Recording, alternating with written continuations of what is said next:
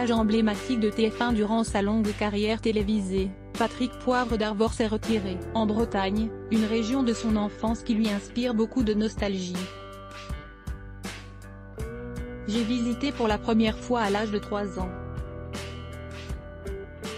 La Grève Blanche et le club de plage ont eu une grande importance pour moi, tout comme des amis qui sont restés des amis 60 ans plus tard, comme l'astrophysicienne Brigitte Gondet. J'apprécie cette constance dans la fidélité. Nous étions voisins de cabine, elle devait avoir la cabine 37 et nous la 34.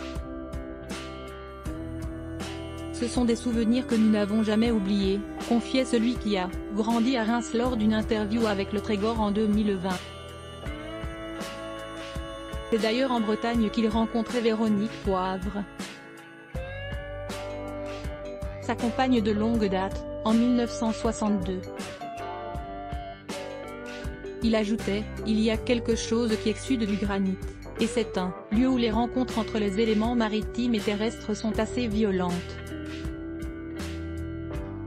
J'aime énormément cet endroit et puis, c'est surtout l'endroit de mon enfance, j'ai toujours été là, j'y retrouve beaucoup de nostalgie.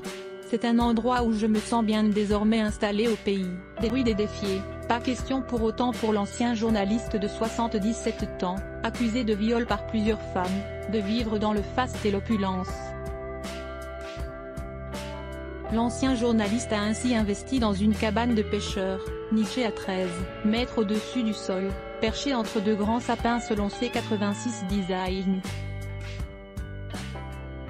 Et pour parvenir à son nid douillet haut, perché, il faut être très motivé. Il y a 60 marches pour y accéder, un escalier en colimaçon qui monte jusqu'à ma bulle, ma petite bulle d'oxygène. Je suis au niveau de la canopée, entouré par les oiseaux et la nature. C'est un endroit où je me sens bien, un lieu parfait pour échapper à la frénésie, expliquait-il. Un lieu qui est devenu son sanctuaire et dont de rares clichés avaient été dévoilés lors d'une interview réalisée par France 3. En 2020. La cabane de Pipidier en proie aux flammes et à une tempête Scocon avait malheureusement été touchée par deux catastrophes.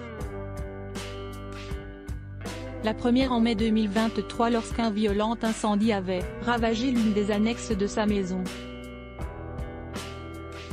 Heureusement, l'auteur de l'ouvrage Les Enfants de l'Aube avait réussi à sauver la majorité des œuvres qui composaient sa bibliothèque. Enfin, la seconde catastrophe survint en novembre 2023 avec la tempête Kiran. L'ancien compagnon de Claire Chazal avait alors raconté cet incident, avec beaucoup de calme et de sang-froid. La tempête a fait des ravages dans les environs, mais ma cabane a tenu bon. C'est un peu la dureté de la nature, mais c'est aussi ce qui fait son charme, avait-il ainsi confié.